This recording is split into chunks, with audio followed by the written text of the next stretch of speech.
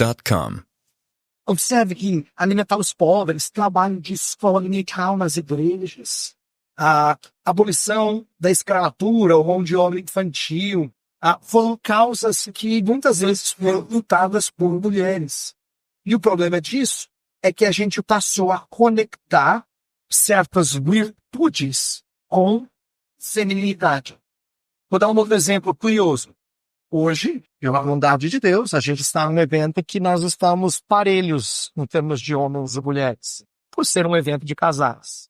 Mas a maioria das igrejas evangélicas do nosso Brasil, você sabe que há uma desproporção de mulheres para homens. Por quê? Aí uma autora chamada Nancy Pierce, ela pergunta assim, será que as mulheres são mais religiosas do que os homens? E ela dá uma resposta, ela fala, não.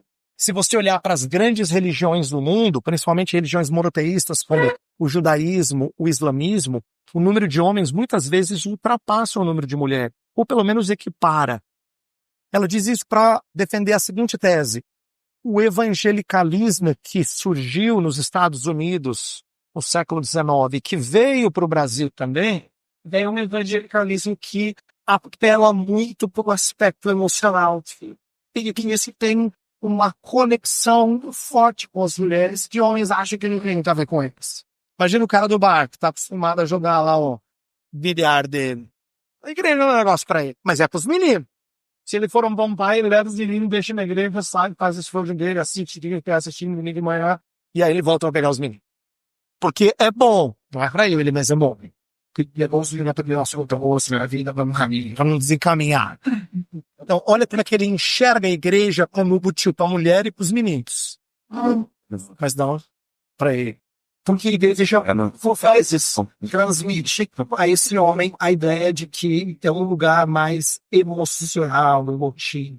Tem outro problema na sociedade que reforça essa nossa confusão sobre o papel do homem. É assim, estatisticamente, o número de alunos problemas na escola é muito maior de meninos do que meninas.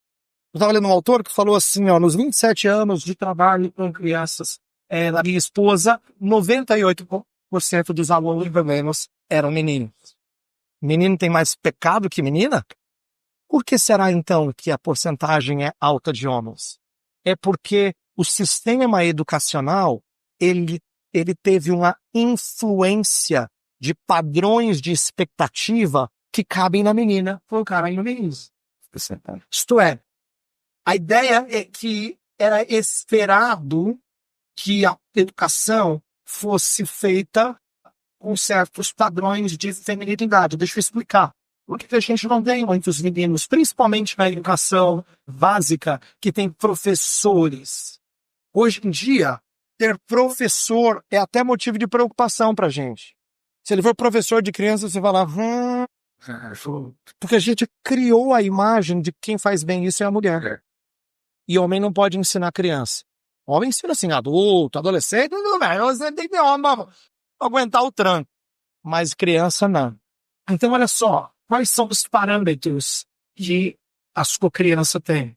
Se ela gasta 4, 5, às vezes mais horas na escola diante de mulheres, ela gasta mais tempo com o padrão feminino do que com você, homem. E você não gasta 4, 5 horas por dia no seu dia.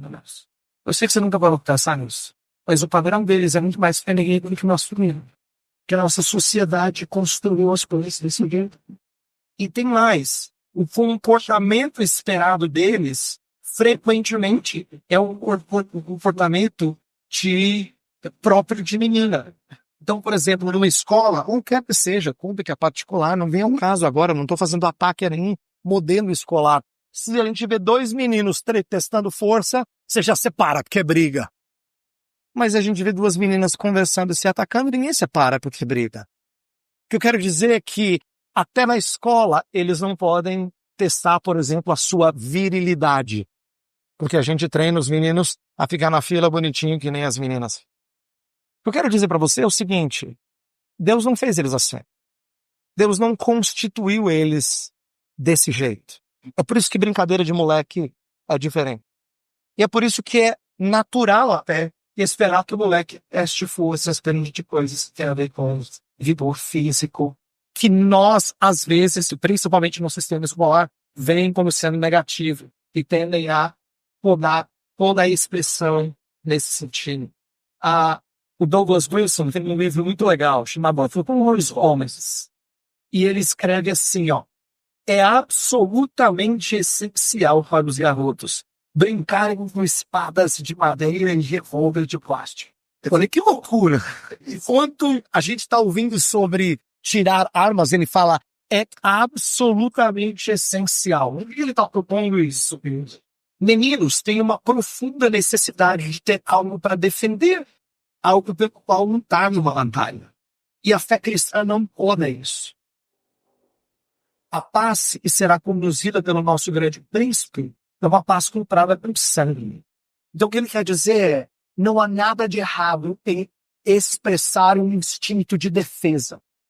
Só que essas coisas são vistas por nós como sendo negativas. Então, eu estou levantando esses tópicos para mostrar para vocês que a gente faz parte de uma sociedade marcada por confusão. Vou dar mais um exemplo para a gente ir para a segunda parte. Olha como nós fomos influenciados, aqueles de nós que foram treinados a ser homens, num machismo que vem sempre condizente com masculinidade. Às vezes a gente é tão perdido com respeito ao que significa ser homem, e alguns de nós foram treinados a fugir de atividades que são próprias de mulher, né? Então, homem que é homem não vai ser das coisas. Preencha aí a sua... o branco aqui, né? Homem que é homem, não... Aí você... Por quê? Você tem conceitos. Agora, eu não vou fazer esse exercício, porque não é meu objetivo aqui. Eu tenho quase certeza que se a gente passasse um formulário, a gente teria uma diversidade de respostas. Porque para alguns de vocês, as coisas são femininas. Para outros de vocês, não, eu não acho. O que isso revela para a gente? Que a diversidade de respostas só provaria que há mais confusão sobre o que é ser homem do que a gente se dá conta. Entendeu? A gente tem padrões que são muito mais culturais do que propriamente expressão de masculinidade bíblica. Então, eu quero desafiar vocês a pensarem hoje sobre outras maneiras da gente mostrar a masculinidade que não sejam estereotipadas de acordo com a educação que você recebeu. Pode ser que seu pai tenha sido bruto com você, pode ser que ele tenha conversado mais com você, tenha sido mais sábio, menos sábio, mas todos nós trazemos certos conceitos que revelam o que a gente acha ser homem e mulher. E a Escritura não valida muitos deles. Isto é, não é verdade que ela olha e diz exatamente, homem que é homem nunca usa senta perto de caminho. Ela não é isso. Você entendeu isso que eu quero dizer? É que assim, qualquer consigo que a gente tiver, qualquer que eu falar aqui, vai gerar reações diferentes. Porque alguns vão dizer, claro, não, eu já usei. Eu vou, cara, você já usou. Tá brincadeira. Recorde é que não tem parâmetro bíblico para você necessariamente feminino ou não. Existem algumas coisas nesse livro que a gente deve se apegar a eles. Depois a gente até pode conversar. Mas existe uma confusão com respeito ao papel de homem e de mulher. Então agora, à luz desse retrato inicial que eu utilizei, vamos olhar para o nosso texto, para ver se exige da gente. Não. Olha para o versículo 7, olha lá na sua Bíblia, eu quero destacar 3 coisas. O texto tem uma ordem, uma consideração e 3 razões. Eu vou repetir, eu vou mostrar para você o texto.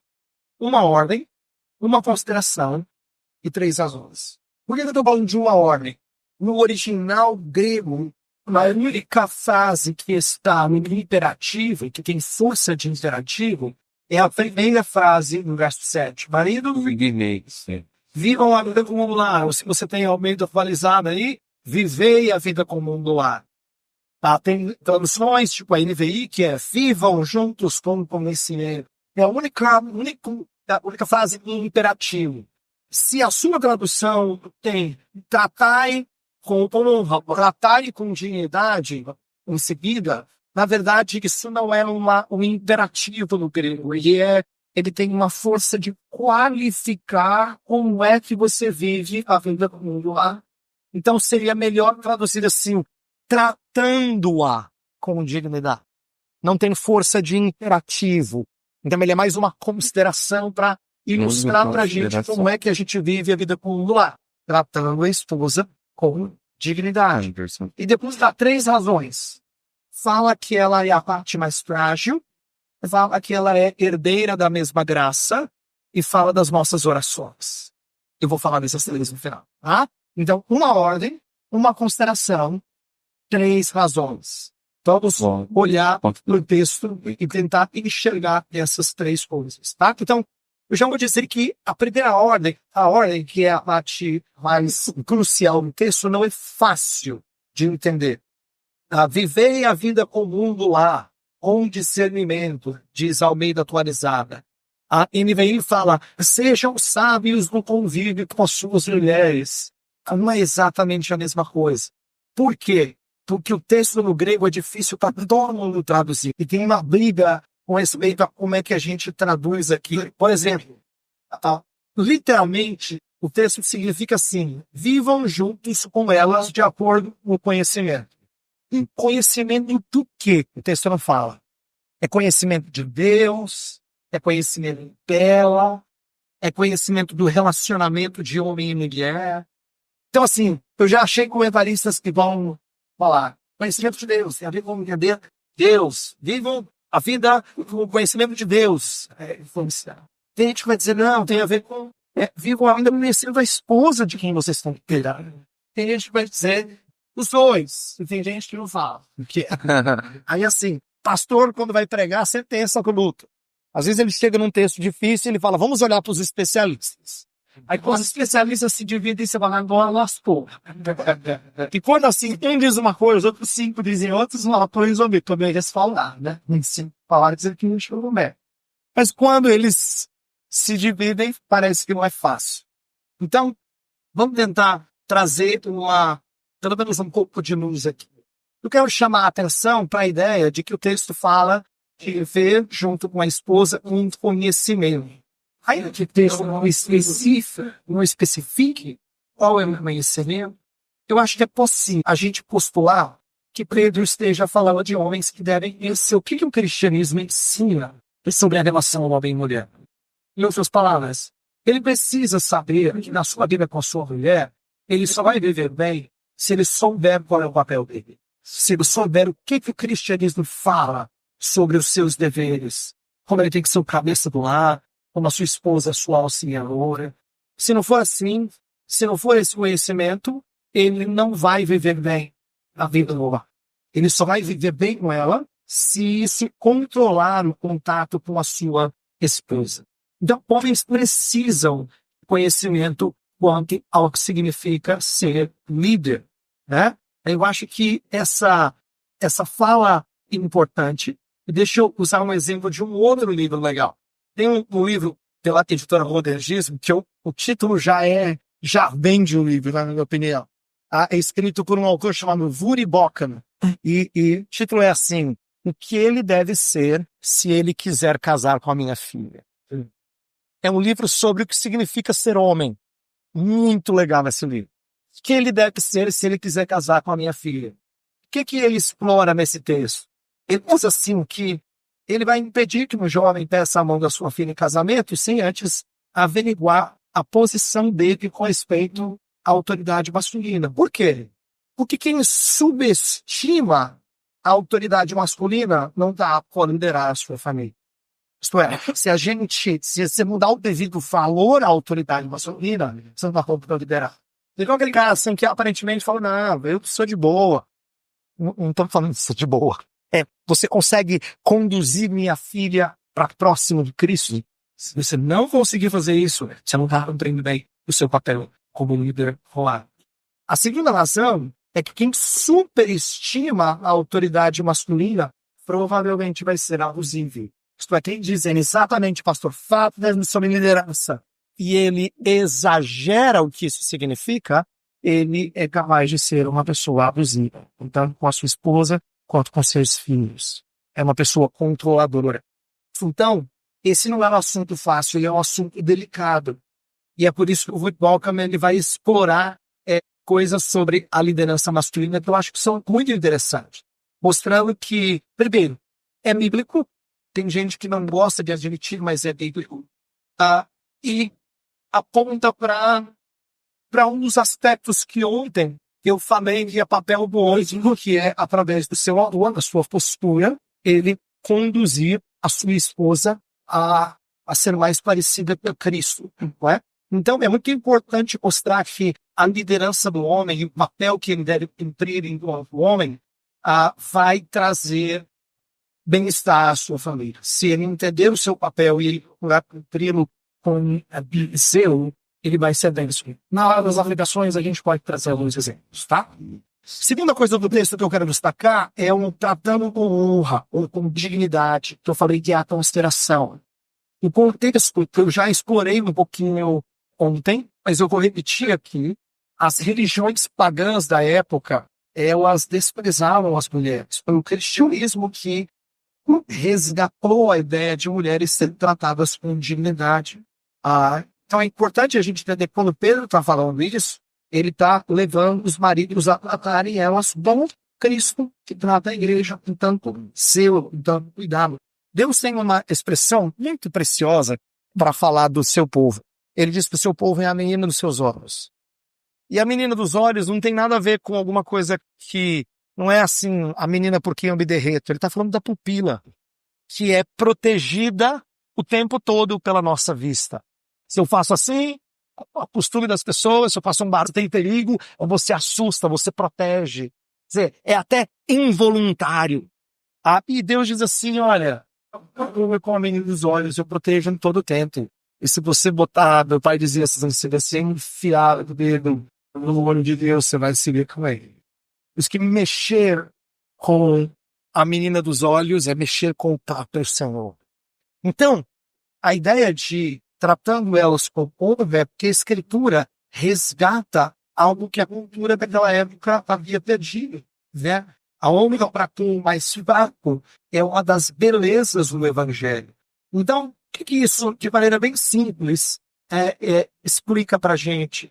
É que uma das obrigações que a gente tem de fazer é tornar essa mulher ditosa, bem falada, honrada. Naquele texto, talvez a Nathalie explore um pouquinho disso. Naquele texto de Provérbios 31 que fala da mulher virtuosa, diz que seu marido é exaltado na cidade, ele é bem falado na cidade, porque o trabalho dela acaba corroborando para a boa fama dele. Agora eu vou inverter o texto. A mesma coisa tinha acontecido com você e sua esposa. A fama dela é muito boa, porque você torna o trabalho dela possível de ser realizado e bem feito. Então não é que no final você só agradece e compra aquela flor e vamos sair para jantar. Ela ralou para botar muita coisa em ordem. Não é disso que o texto está falando. Tratando-a com honra é dando destaque que ela precisa receber. Então, deixa eu explicar uma maneira na qual nós, infelizmente, pecamos com frequência. Alguns de nós, eu não vou dizer que todos fazemos isso, mas alguns de nós gostamos de brincar com as nossas esposas em público. E é um dos nossos deleites tirar sarro dos momentos de fraqueza delas. Alguns de vocês já fizeram isso com mim. Eu quero dizer para você, e desrespeitar a sua esposa em público, nem de brincadeira aqui. Nem de brincadeira. Não adianta se dizer assim, eu tô brincando, né? Se o seu deleite é expor ela ao ridículo, você não está entendendo o significado da palavra. Se alguém tem que ouvir alguma coisa da sua esposa em público, que seja para honrá-la. Não use ela como instrumento da sua direção. E alguns de nós fazem isso com alguma frequência. E a gente se desculpa, eu falei que o pecado é camuflado na primeira palestra, a gente se desculpa dizendo que é brincadeira. Não leva a sério. Bem, aí todo mundo ri, você não quer gozar, você gosta das risadas. Você se diverte quando os outros riem com seus comentários. E aí todo mundo vira piada. É por isso que a gente fala de brincadeira, que eu perco o amigo, mas não perco a piada. Sabe que isso é extremamente egocêntrico? Eu tenho mais satisfação em ver os outros rirem do que eu falei do que em preservar a reputação do meu amigo. Eu queria que você entendesse como essa frase é má, mas a gente fala brincando. Perco o amigo, não perco a piada. Como se fosse legal. E aí todo mundo rindo. Nossa, é verdade. Olha que ridículo. Que ridículo. Você está dizendo, eu prefiro ser o engraçado da turma do que cultivar amizade. E se isso é verdade em relação aos seus amigos, é verdade em relação à sua esposa também. Você a espera. Você não a trata com ele. Deixa eu continuar aqui o texto destacando as 3 razões para tratá-la com eles. O verso fala, dando honra à esposa por ser a parte mais frágil. Essa é uma das áreas em que o feminismo tem lutado contra, dizendo que a mulher é mais forte e tal. Às vezes a luz do Senhor brilha de tal maneira que até um incrédulo percebe que não dá para colocar mulher e homem disputando os mesmos esportes, porque existe uma diferença física, de vez em quando surge umas frases que chocam o mundo. Por exemplo, uns anos atrás, a maior tenista da história do tênis feminino, pelo menos a que mais vitórias teve, a Serena Williams, falou assim, gente, se eu jogasse aqui é 70 no masculino, eu perderia feio. Que ela é a maior vitoriosa do tênis feminino. Ela ganhou 24 grandes slams. Ela, sim, é a vitoriosa do tênis feminino. Enquanto muita gente quer dizer, mulher... Ela diz, olha, eu ia tomar uma surra do cara que é 70 do mundo. Mas uma surra, não é dizer eu ia perder apertado. Uma surra. Isso choca, mas são momentos em que o mundo tem um pouquinho de luz de verdade, mostrando que existem diferenças notórias entre homem e mulher. Mas o que eu quero falar não é apenas de fragilidade que leva a gente a ter pena do que é frágil, mas a gente entender que delicadeza não é sinônimo de menos importância. Na verdade, todos nós temos alguma coisa que a gente julga tão preciosa que a gente guarda dos outros para não estragar. Pode ser que seja a sua coleção de algum hobby. Quando você diz aqui, mulher, isso aqui vai ficar aqui, que os meninos vão alcançar, senão eles detonam no primeiro momento. O que você está querendo dizer? Que aquilo é frágil. Mas o que você guardou? É porque é nobre. Quando a Escritura fala da parte mais frágil, ela não está revelando apenas uma fraqueza da mulher. Você fala assim, que pena. É para dizer que ela é nobre. Então você guarda onde? Você guarda onde ninguém mexe. No estado. Porque a ideia de que eu estava falando com honra, onde eu a protejo. A sua fragilidade é sinônimo do seu valor. Né? Segunda razão, diz, por ser coerdeira da mesma graça da vida. A ideia é, nós somos herdeiros das mesmas promessas. Então eu preciso tratá-la bem, porque ela é comigo herdeira das coisas do reino. Eu preciso tratá-la com honra, porque ela é filha de Deus. E entenda, você pode ter, entre aspas, tirado a sua esposa do seu sogro, mas você nunca tirou a sua esposa do Pai Celestial. Ele continua mais dono dela do que você. Eu preciso lembrar você disso. Porque quando você casou com a sua mulher, e sogra ou sogro meteram o bedelho no casamento, você falou assim, aqui, o casamento é aqui, né? E existe uma sabedoria e a gente ensinar que tem limites, que eles não podem cruzar. Mas tem um pai que você nunca rompe o laço. Você tem que lembrar disso. Ela é filha de Deus mais do que ela é sua esposa. Então, olha só o texto bonito de Pedro. Ela é coerdeira da graça da vida. Não lembre de tratá-la com ela. Que ela é coerdeira da mesma graça. Ela é filha de Deus. É uma área que tem que ter igualdade, companheirismo. Isso evita muitos males. Né? A última coisa que o texto fala, agindo assim nas orações de vocês estão sendo interrompidas. O que Pedro fala de orações? Eu creio que ele tem sendo um princípio para a gente. Então, a maneira como a gente trata a nossa esposa revela a nossa vida de oração. Isto é, não faz sentido você ser alguém que suplica por certas coisas se você é descaridoso no tratamento com a sua esposa. A piedade fica vazia, fica falsa, se ela não for aliada com relacionamentos humanos de amor e cuidado. Então a ideia é assim, não tem razão para o Senhor Deus atender as suas orações se você é que nem aquele credor incompassível da palavra de Jesus, lembra? Que ele recebe grande perdão do monarca, né, do grande da parábola, aí ele vai e não perdoa o seu nome. O que acontece? Não é tratado com misericórdia pelo monarca, e que ele não foi misericordioso. De certa maneira, Pedro parece estar ensinando isso, que uma outra razão pela qual a gente deve tratar com honra é porque nós precisamos de alguém acima de nós. Então, se sua esposa está debaixo da sua liderança, lembre-se que você está debaixo da liderança do seu Senhor. Você precisa do seu Senhor. Vai ter momentos que vai ficar muito evidente isso. Então, não se esqueça de sua esposa ter sido. Bate ela com honra, esperando que o Senhor Deus a ser misericordioso com você.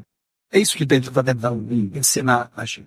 Bem, tendo explicado um pouco do texto, eu queria fazer algumas aplicações e eu vou parar e aí a gente vai conversar. Tá bom? Então vamos para a última parte, para algumas aplicações pastorais disso. Eu quero fazer 3 aplicações. E eu vou sugerir, mas é uma sugestão, que se você fizer alguma pergunta, que você foque mais nessa parte. Para que eu não possa responder das outras, posso, não é problema nenhum. Principalmente se eu tiver que esclarecer alguma coisa que não ficou bem nítida, bem clara. Mas é que eu queria que a gente conversasse mais sobre as implicações que a gente tira desse texto, tá? E eu tenho 3 aplicações para falar e vou levá-los a refletir sobre isso. A primeira delas tem a ver com o envolvimento no nosso lar com o sendo deleitoso. O envolvimento deleitoso no lar. Deixa eu explicar o que eu quero dizer. Quando Pedro fala assim, vivei a vida comum do lar, uma das coisas que ele está destacando aqui está falando sobre dever. Dever é o imperativo, que eu falei que está no texto. Né? Existe uma ordem. Mas o que quero defender é que nós não conseguimos cumprir ordens por muito tempo se o dever não vir o nosso prazer. Se o dever não é acompanhado de nossa satisfação. Então, a ordem para participação no lar também é uma responsabilidade sua, homem. Isto é, você também tem que cuidar de gente, não só de coisas. Por que muitas mulheres, às vezes, têm que cutucar o marido para ter uma boa conversa com o moleque que está entrando na puberdade e está se perdendo em meio a sensualidades? E essa é uma coisa que nem sempre o homem consegue fazer com naturalidade. Por quê? Porque ele está muito acostumado a cuidar das coisas, não de gente. Aí ela cuida de gente, você cuida das coisas. Pode deixar que comida põe na mesa. Quer dizer, como se a nossa missão fosse cuidar de coisas só. Não, viver a vida como um lar é você cuida de gente. Assim como ela. Na verdade, é ela que é chamada de auxiliadora, não é você. A responsabilidade é sua. Ela que dá uma mão, não é você que dá uma mão. Ela que dá uma mão. Mas a responsabilidade é sua. Então, viver a vida com o mundo lá, isto é, juntos, vocês têm uma responsabilidade. Ela é primariamente sua. Então, por que eu estou dizendo isso? Porque homens que chamam o trabalho cansados, por ver a televisão, jogo, seu time favorito, e depois vai dormir, por vezes, vocês, homens, nós, homens, olhamos para o nosso lado como sendo o lugar onde eu estou no hotel. Isto é, se chegar do trabalho com a cabeça desse tamanho e ouvir os problemas de casa é motivo de você se perder, você acha que você veio para o hotel. É isso mesmo, chegar de casa com uma cabeça desse tamanho, agora você vai ouvir os problemas de casa. Se quiser conversar com a famosinha, quero conversar com você sobre aquela conta, eu vou ter que resolver o que nós vamos fazer com isso aqui, ó. Putz, acabei de sair, né? Quase batendo boca, pro trabalho, agora eu vou vir aqui. É isso mesmo, velho. É isso mesmo. Então, quando o texto fala viver a vida como um lar, é porque a responsabilidade é sua. Você não tem que pensar que você já trabalhou tempo e agora você precisa de um pouquinho de paz. Então vai pro hotel. Mas é claro que agora você não pode mais, né? Agora você tem responsabilidades. Então, o que eu quero ajudar você a fazer? É o seguinte, esse lugar tem que ser o nosso prazer. O lar precisa ser o nosso prazer. Se o lar não for o seu maior deleite no final do dia, você ficou cativado pelas preocupações e pelos prazeres do meio do dia. Eu vou repetir, isso aqui é uma ilustração muito legal da nossa peregrinação. Qual era um dos pecados do povo de Deus na caminhada para a Terra Prometida? É que, ainda que tinha algo muito bom lá, os olhos deles ainda estavam presos ou aos prazeres do Egito ou aos desafios do deserto. Se você não chega em casa e o seu prazer, se o seu prazer não está ali, você se prendeu com os prazeres e com as preocupações do meio do dia. Então eu quero dizer para você, se essa não for a sua alegria, vai ser sempre penoso e você não vai dar conta de fazer. Parte do nosso exercício é que chegar em casa precisa ser o nosso deleite. Para que viver a vida como um lar não seja tão penoso quanto pode ser. Chegar em casa no final do dia tem que ser o nosso prazer. Eu estou usando bem ilustração. E não é um prazer porque lá tem um sofá, que lá tem a comidinha que você gosta, ou porque você vai finalmente ver um jogo do time. Não é isso. É aquelas pessoas que são mais amam. Tem que ser o seu prazer. Nós não conseguimos cumprir deveres com o tempo. Nós não assumamos isso como o nosso prazer também. A nossa árvore. Eu não estou falando de prazer só aquilo que é gostoso, senão a gente só se divertiria na vida. A gente tem prazeres que são difíceis. Por exemplo, uma pessoa que é comprometida a cuidar da sua saúde vai se submeter a tratamentos que não são agradáveis. Vai se submeter a exercícios que trazem câncer e dor muscular. Mas o seu prazer é cuidar da sua saúde. Então, quando eu falo de prazer, não é essa coisinha levinha, né? Eu gosto de comer tranqueira. Sim, esse é o seu prazer ruim. E a gente pode ter prazeres, ainda que sejam, de alguma maneira, penosos, eles trazem satisfação à nossa alma, alegria à nossa alma. E a sua casa tem que ser assim.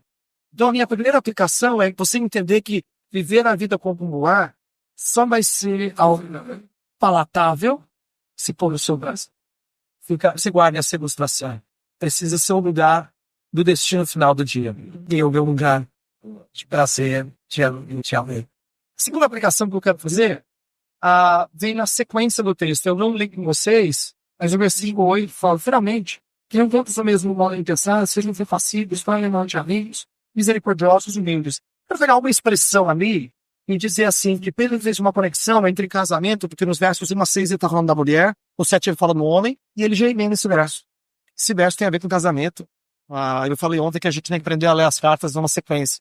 Então eu creio que uma das coisas que a gente deve conectar é com o casamento cristão. É uma das melhores maneiras da gente experimentar a amizade fraternalmente amigos. Quando o texto fala vivei a vida como um lar, o vivei ali significa façam um lar juntos. Essa é a ideia. Façam um lar juntos. É um companheirismo que está sendo explicitado no verso 8 como fraternalmente amigos. Sabe? Deus fez você para precisar de uma grande amiga. Isso começou no jardim. No jardim ele fez Adão perfeito, sem pecado. Olhou ao redor, tinha cachorro, tinha tigre, tinha um bicho que ele quisesse, se divertiu. Mas não fazia pelo pude. Ele precisa de uma amiga. Não, quando ele fez a mulher, ele se encantou com a mulher.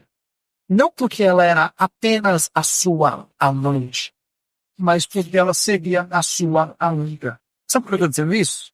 Que eu acho que, infelizmente, alguns de vocês foram treinados a olhar para a sua esposa como a sua amante. Como estou falando aqui de infidelidade, não tem nada a ver. Isso é, a pessoa que você ama, com quem você tem relacionamento erótico decente, isto é, legítimo. Mas nós estamos numa cultura que, infelizmente, excluiu a amizade de erotismo, entendeu? De amor, de casar. É isso que eu quero dizer. A gente excluiu essas coisas. E está errado, por quê? Porque Cristo é tanto o nosso amante como o nosso amigo. É possível ter um amor com Cristo que é de profunda intimidade, que eu não tenho com vocês, e eu nunca vou ter com vocês. Mas ele também é amigo, e a sua amizade é partilho com vocês. Eu ponto a dizer que se Deus fez a gente assim, e a nossa amizade cristã tem que ir além de meras afinidades ou compatibilidade. O casamento é uma oportunidade da gente ser amigo de uma pessoa que normalmente a gente não iria no quarto para fazer qualquer coisa junto, entendeu? Quer dizer que amizades que são fúteis, a gente se reúne em torno de coisas que são superficiais. É errado. Você fala que é superficial. No casamento, você vai se juntar com uma mulher, já começam as diferenças aí, né? Que tem interesses diferentes dos seus. Deus constituiu ela de maneira diferente. Exato, cara.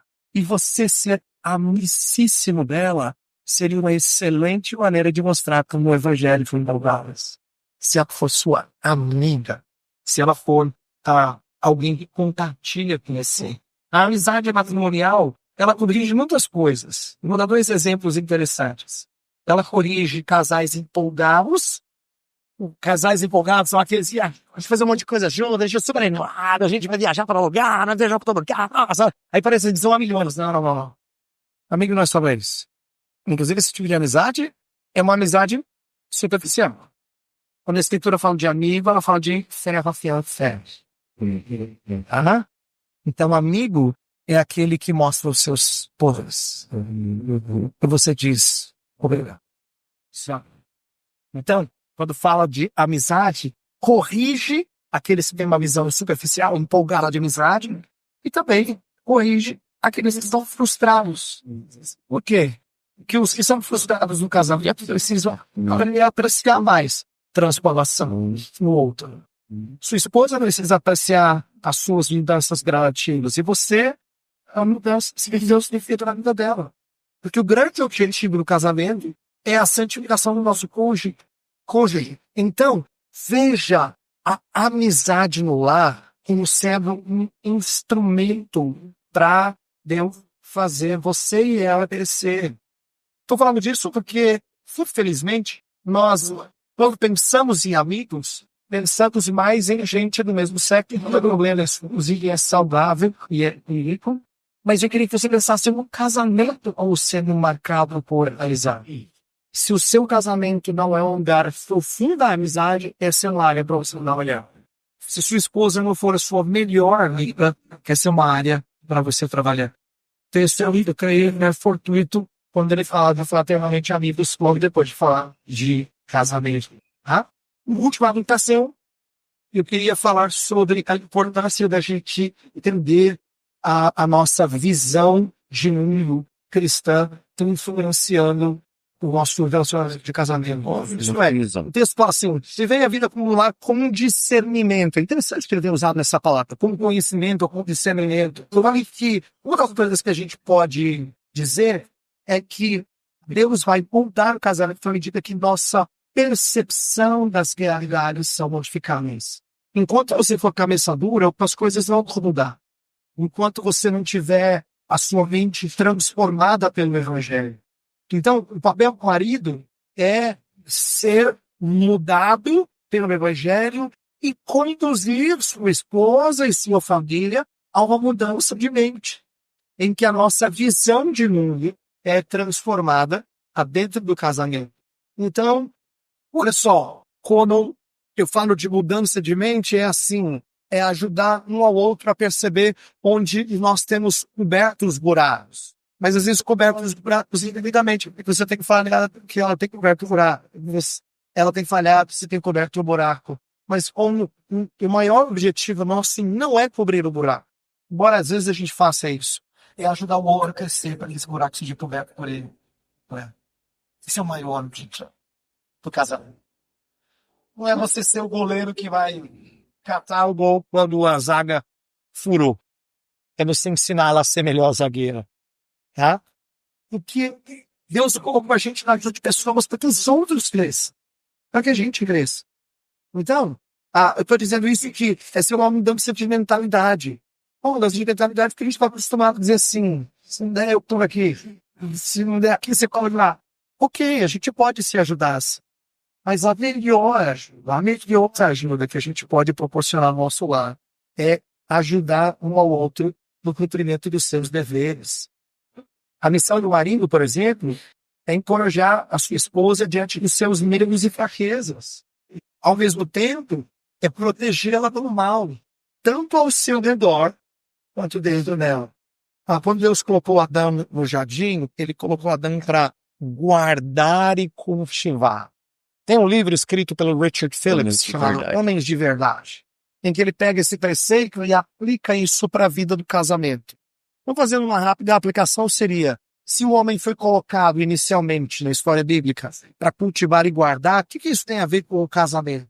Então, uma primeira coisa é que ele cultiva. Cultiva edifica para a prosperidade, ele trabalha para que frutifique, para que prospere.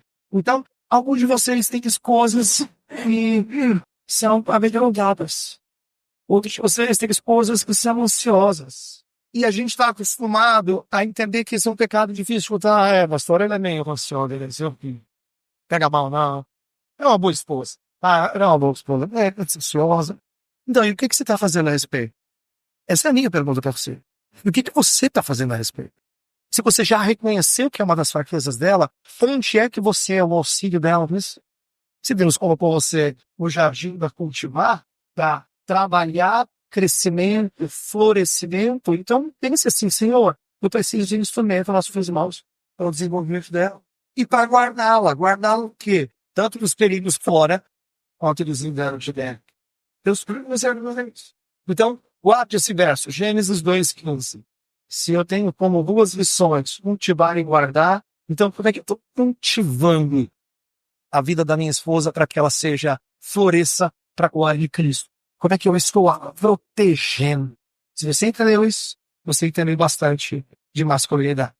Tem muito mais a ver do que lavar a louça, tirar lixo, usar isso ou aquilo. Então, se nós entendermos esses papéis, aí nos fundos vai falar mais tranquilamente. Eu vou parar aqui e eu vou abrir para ver se a gente tem alguma pergunta feita. Eu vou começar com as perguntas de quem mandou. Se a gente tiver tempo, a gente abre para perguntas, tá? É uma assim. 3 perguntas, uma vez essa todo mundo envolve. Essa pergunta é nossa. Tem 3 perguntas, uma é sobre o assunto que a gente teve anteriormente, eu vou deixar ela para depois, para a gente colocar. Primeira pergunta é a seguinte. Será que a forma como trabalhamos hoje tem levado os maridos a investir mais na provisão do que realmente casamento? Vamos resgatar isso aqui. Tá. Ser encorajado a prover não é errado, é parte da sua missão. Só que se você entende que o que você tem que prover é material, então você distorceu a provisão. Você tem que prover outras coisas. Ser um provedor é parte da sua missão masculina. É parte da sua missão. Mas isso não é só dinheiro para botar comida na mesa, pagar conta, botar os meninos na escola e tirar férias da escola. Não. Prover é muito mais. O Senhor não provê só alimento. Você não agradece ao Senhor por prover apenas alimento. Se você só agradece por isso, você tem uma visão muito estreita da visão do Senhor.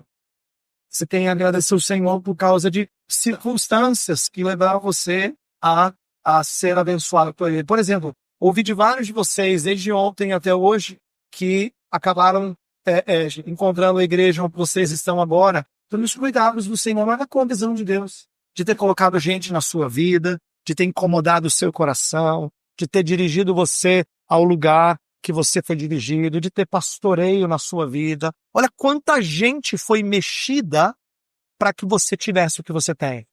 Eu costumo falar isso quando eu quero, às vezes, levar os meus meninos ou alguma ovelha a entender a provisão como abrangente. É assim, para pensar no seu café da manhã. Só no café da manhã. Quanta gente teve que trabalhar para você ter o que você tem aqui? Você tem o pessoal da granja que está cuidando das galinhas, do ovo, né? Tem o pessoal da padaria também. Isso é fácil. Mas quando a gente é homem, trabalha no comércio, começa a pensar, cara, tem a logística, tem o pessoal do transporte. É verdade.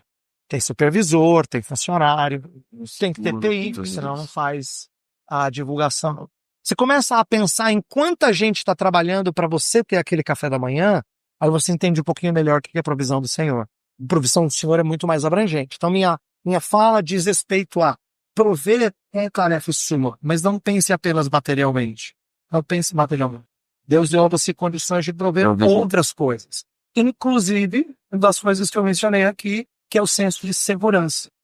Sua esposa vai se sentir amparada se ela sabe que você aguarda tanto de males fora, quanto males dentro de casa. Essa é uma maneira de você prover. Muito importante se aprenda a prover esse tá? Segundo pergunta. O pastor mencionou a prazer de leite em cumprir a função de liderar a família. Como mencionado, isso envolve naturalmente renúncia e chupar a preguiça. Ser o primeiro a acordar, o último a obedecer. Que tipo de prazer é esse? Se não enxergamos prazer nisso, mas fardo e peso, falta compreensão do que? Socorro, aí muito legal. Chegou uma pergunta aí do amigo. Como? Se não chegar aos remédios farmacêuticos, falta compreensão do quê? Da natureza desse prazer, do propósito ou do próprio evangelho. Como reforçar de forma prática esse propósito e produzir esse prazer? Nossa, já deixa eu fazer deixa eu fazer um reset bem rápido. Porque eu vou dar um exemplo. Quantos aqui já são avós? Então tá bom.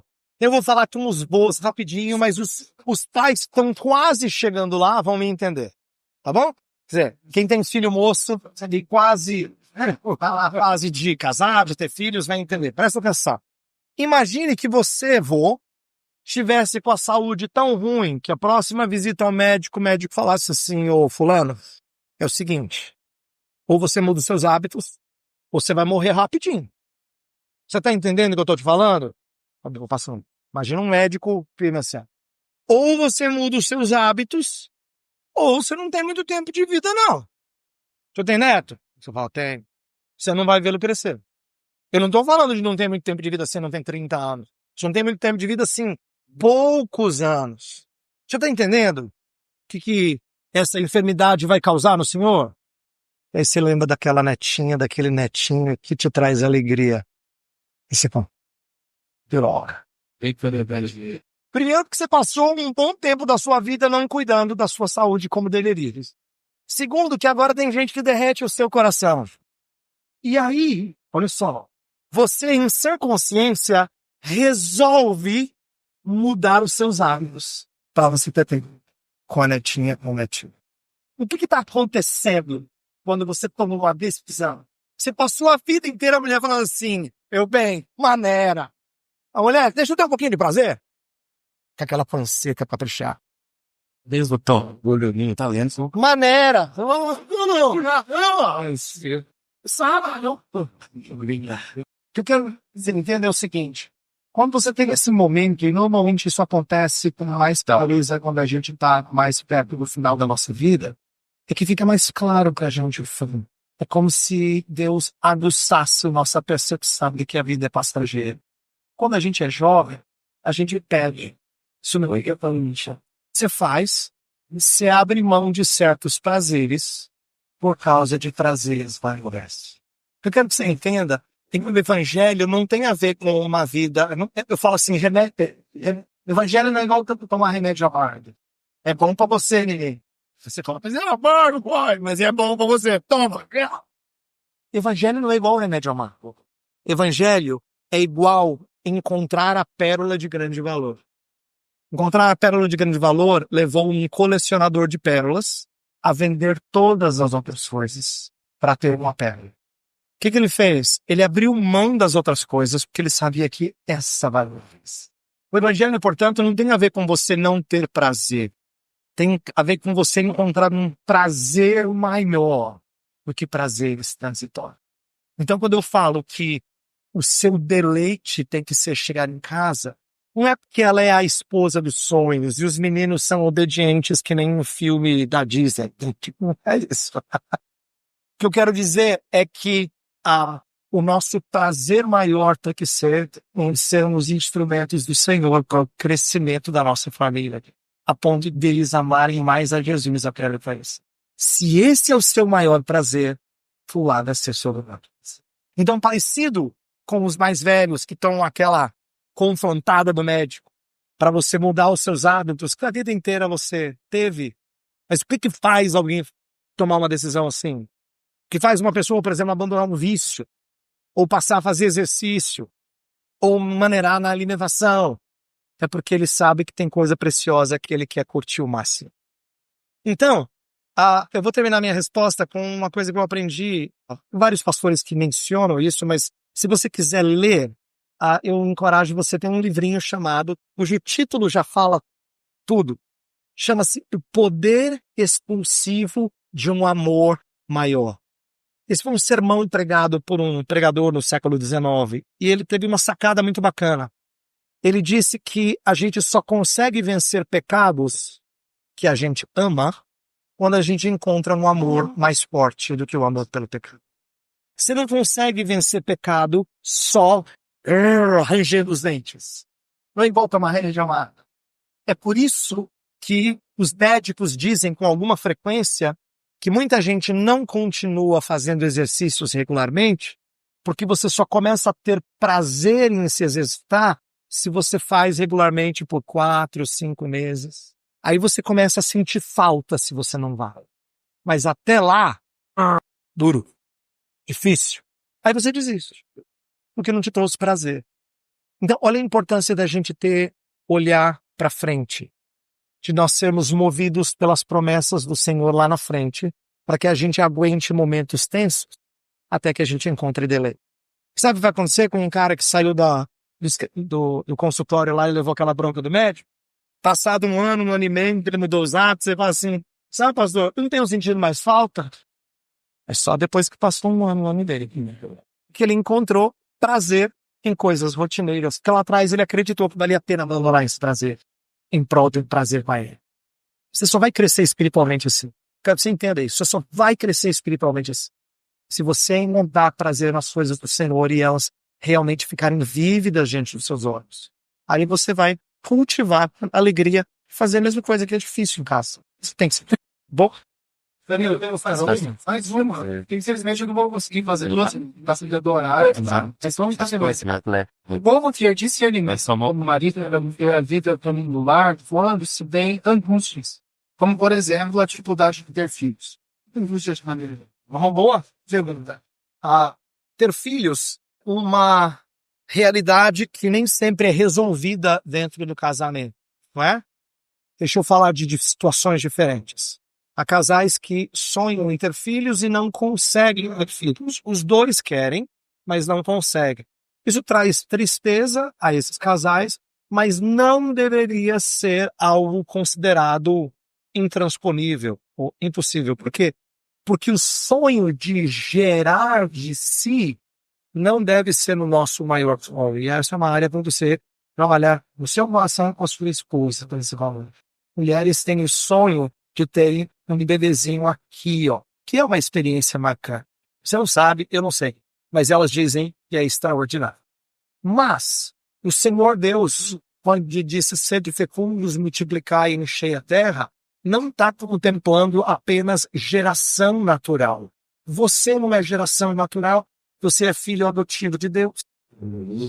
É porque o que Deus quer é que a gente seja multiplicador da imagem dele. Então, quando um casal quer ter filhos, os dois querem, mas não conseguem por vias naturais, o Senhor Deus nos ensina a bela doutrina da adoção para que a gente considere a possibilidade de ter isso na nossa vida. Além de adoção, amanhã eu vou falar um pouquinho mais, mas eu vou adiantar hoje como nós temos que enxergar o valor da paternidade espiritual, isto é, como é que Deus nos chamou para sermos pais de gente nova na fé a crescerem espiritualmente, tá? Mas uma última situação, e essa é a mais difícil. Há casos em que um quer e o outro não quer. Isso deveria ter sido resolvido antes, mas agora não adianta chorar o leite derramado, né? Já estão casados. Então, como agir nessa situação? Além de orações e conversas a esse respeito, porque a gente não pode deixar de conversar a esse respeito, tem momentos em que isso não é mais possível. Eu conheci casais que esperaram, que achavam que não era o momento, e depois, quando pensaram, já não dava mais. Então, eu quero que você aprenda uma coisa muito importante, que é a seguinte. A despeito da gente carregar tristezas por não ter feito coisas no tempo que era para ser feito, Deus nunca impede a gente de frutificar. Nunca impede a gente de frutificar. Pode ser que nós tenhamos cometido erros lá atrás, ou você, ou minha esposa, de não desejar ter filhos. Mas isso não significa que Deus impede você de frutificar. Pensa com o apóstolo Paulo. Deus colocou no coração dele o desejo de ficar desacompanhado. Eu digo colocou no coração dele porque ele entende como sendo algo que vem de Deus. E se outros pensam como ele, que fiquem como estão, ele diz em 1 Coríntios 7. A gente não está acostumado a falar disso, porque você fica, falando de casais. Não parece assim uma palavra tão estranha, né? A gente casou, a gente gosta do casamento, pastor. Você está falando de ficar solteiro. É porque mesmo sendo um solteiro, Paulo tem muitos filhos. Muitos filhos. Alguns deles bem próximos, para quem ele escreveu cartas específicas. Né? E isso mostra como Deus nunca impede a gente de frutificar na vida de pessoas. Porque esse é o objetivo principal da gente ter filho. Não é a experiência, não é o orgulho de dizer, meu menino passou na federal, ó. Mas é o frutificar. É ver a imagem de Deus sendo multiplicada na vida de pessoas. Deus nunca impede a gente. Então, Paulo, eu queria encorajar você, se você está numa situação em que você está chegando ou já chegou no limite de quando pode ter. E não teve. Nós temos que aprender a olhar com os olhos da Escritura e dizer, esposa, Deus chamou a gente para frutificar. Se não dá mais para ser na carne, que seja no espírito. Isto é, se não dá mais para ter filhos biológicos, então vamos investir tempo cuidando de pessoas na frente. E eu creio que você pode ser uma bênção. Inclusive, se você for acertado com a esposa, de abrir sobre erros passados. Isso não é fácil. Você deve ser curado primeiro. Mas é necessário você encorajar outros casais, dizendo, ó, nós cometemos erros. Nós esperamos, nós fizemos escolhas, tivemos medo, achamos que não estávamos preparados. E é que tenha motivar. Eu creio que eu aprendi uma coisa muito legal. O pastor Mark Dever, no livro dele sobre discipulado, ele diz assim, a gente tem uma hábito de pensar que a gente discipula só quando a gente está alegre. Não, você discipula inclusive quando você está mal. Como é que você reage em tempos de fraqueza? Também ensina. Também ensina. Você tem que fazer na sua casa, tem que fazer com gente que está debaixo do seu pastoreio, do seu discipulado.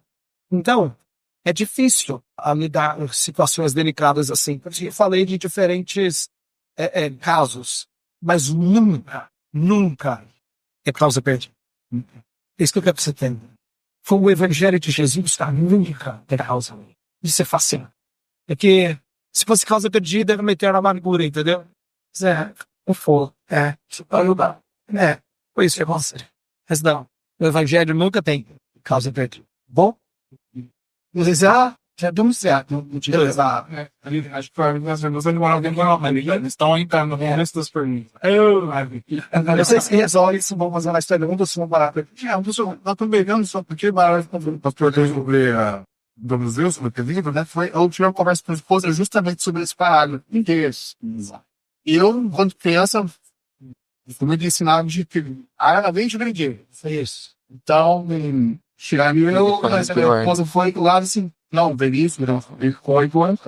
Ele fala, não, para aprender a se defender. E para mim, é meio difícil a questão de ensinar a legítima defesa, com a agressividade.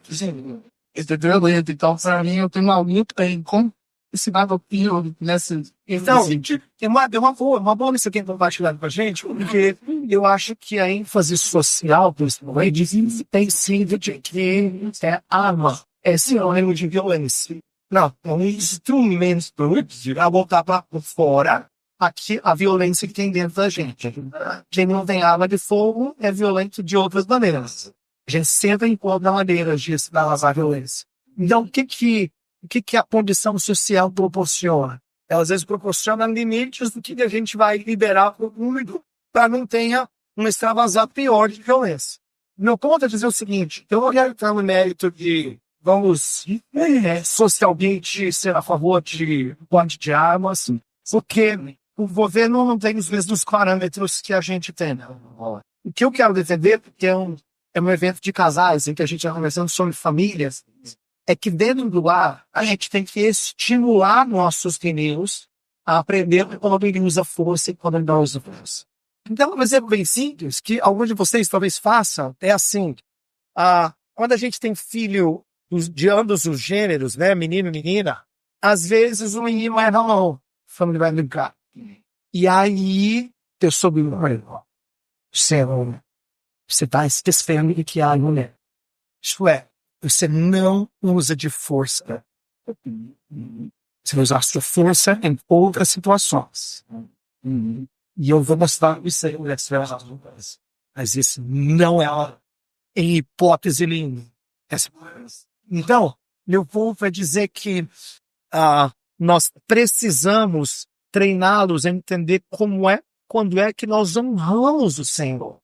E o Douglas Wilson está dizendo assim, nós estamos criando meninos. Então, meninos têm que ser treinados a usar da força que eles têm. Alguns são mais fortes por constituição, outros são mais mirrados. Tudo bem. A verdade é que ele mirrado é mais forte do que uma mulher mirrada. Que nós temos que entender que o fato de Deus ter construído a gente diferente ensina que parte da nossa educação é treiná-los a usar toda a força, a inteligência, não se estar mal do Senhor. Então, foi só da maneira polêmica, Douglas Wilson é bom nisso, de dizer é importante ele saber como usar a força. E é mesmo, é importante ele saber como usar a força. E se Deus fez o homem e fala da mulher que ela é a parte mais frágil, então está aí um bom exemplo de nós sermos protetores por natureza. Agora, treinar os meninos como fazer isso. Fala, pastor Mar. Você falou, o Estado de guerra entende que o escolhe talvez ao governador. Isso é uma estreia.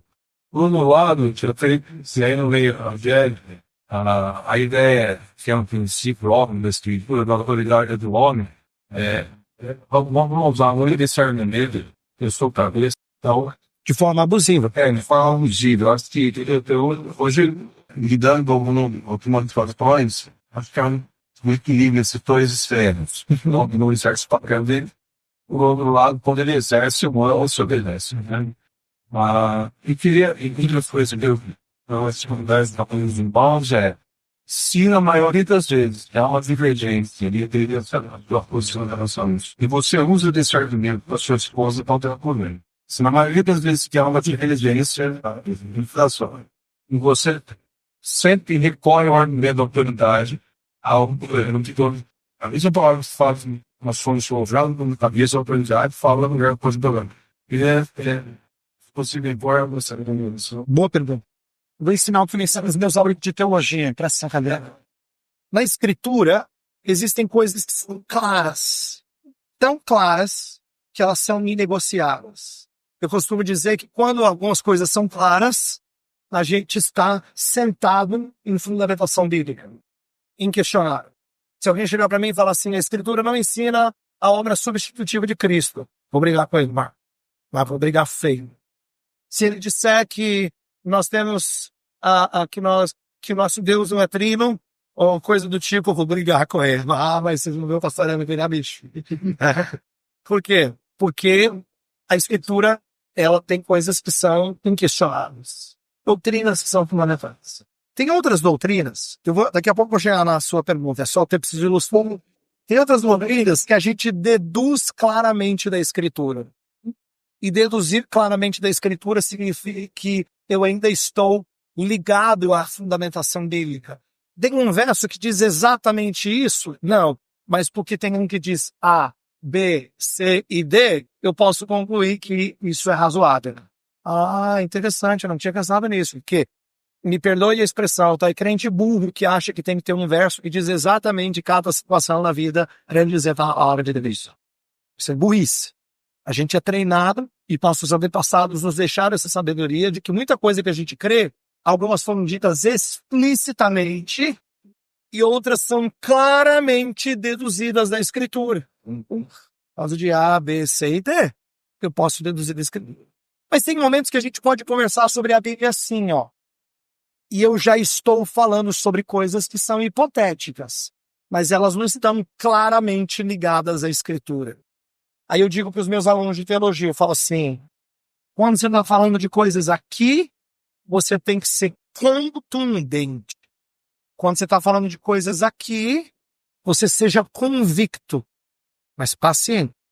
Mas quando você falar aqui, não seja briguento, seja tolerante. Por que eu dei esse exemplo? Porque a autoridade masculina, eu creio, tem que ser exercida assim, pastor. Há coisas que são inegociáveis. Porque a palavra de Deus diz que são negociáveis, não porque eu acho que tem que ser.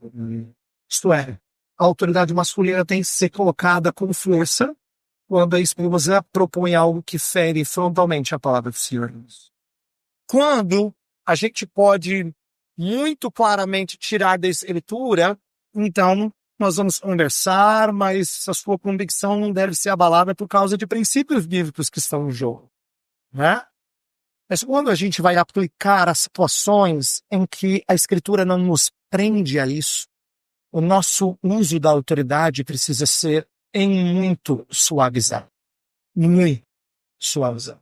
Porque nós não estamos lidando com coisas que são fundamentais. Espera, só seguir que na maioria dos casos, a usurpação da autoridade É aqui, eu concordo com você. E por que é usurpação? Porque não está questionando algo que seja vital, que seja fundamental. Só que ele acha que a autoridade significa usar a mesma força. Errado.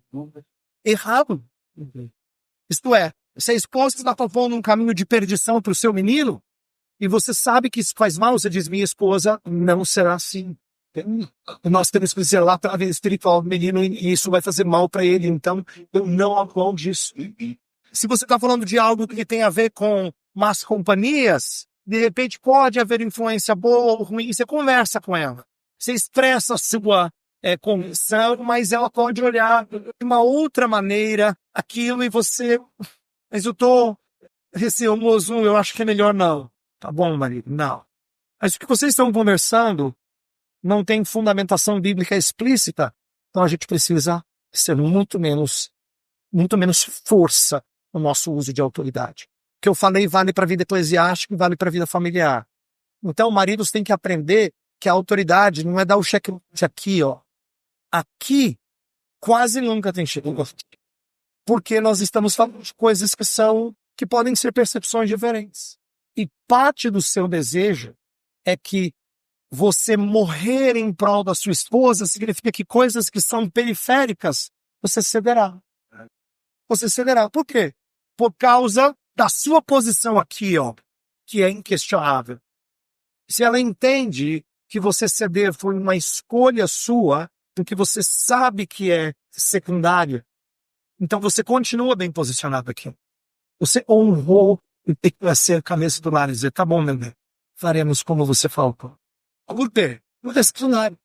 Então, entenda, isso é um princípio muito importante para a gente guardar. Eu tô usando essa ilustração, eu fui um pouco bom na minha resposta, porque eu acho que a maioria das nossas brigas eclesiásticas é porque sai no box aqui, ó. Cara, baixa o guarda, caramba. Baixa a guarda. Você não tá brigando por nada que seja fundamental. Aí você vai lá, querida, trocar um com o outro. Segura a onda. Converse mais amorosamente, paciente. E se isso é verdadeiro na vida da igreja, muito mais no nosso lar. Então, aprenda a maneira diferente de você usar de convicção, convivência de autoridade, baseado em quão explícito isso é na Escritura e prende e amarra você a Escritura versus o que você acha que seria bom para a sua família, tá? Você não é o que dá a última cartada e sempre usa para mim. Então, são níveis diferentes. É por isso que você pode tranquilamente abrir mão de fazer de jeito A ou B. Aqui, você diz, esposa, essa é uma área que não está claro que seja assim que nós agradamos o Senhor. Então, eu não vou usar aqui da minha autoridade. De dizer, eu vou dizer, tá? Obrigado, pastor. Graças a Deus, a gente está sendo muito edificado, né? E graças a Deus por isso. A gente tem que meditar nessas coisas, irmãos. Esse é o grande ponto. Meditar, brincar, viver, buscar da força do Senhor. Sabe, a luta vai ser grande, mas ela é prazerosa. Isso é muito bom. A gente vai orar e depois vai passar alguns recados, tá bom? Vamos lá. Senhor, muito obrigado mais uma vez por esse tempo. Eu quero interceder por cada um dos meus irmãos e por mim, pelo pastor Heber, para que nós possamos ser guiados pelo Teu Espírito Santo. O Senhor sabe a nossa dependência, o Senhor sabe o quanto nós necessitamos, Pai, de Ti nesse processo. Nós reconhecemos, Senhor, nossas faltas, nós reconhecemos as nossas lutas, dificuldades, mas, Pai, nós não queremos viver como no diz, ou como a nossa natureza pecaminosa muitas vezes nos puxa, nos atrai, mas a forma como o Senhor nos ensina por meio da Tua palavra, capacitados pelo Teu Espírito Santo, né? Sei que cada um desses meus irmãos que estão aqui comigo, o pastor Heber, cada um de nós, Pai, nós nos entregamos a Ti, em total dependência a Ti, para que haja, de fato, uma grande mudança em nossos lares. Para a honra e glória do Senhor, Pai. Irmãos, o seguinte, o nosso almoço foi marcado para as 20h30, mas como a gente estendeu um pouquinho, então as irmãs gentilmente... Free audio post-production by alphonic.com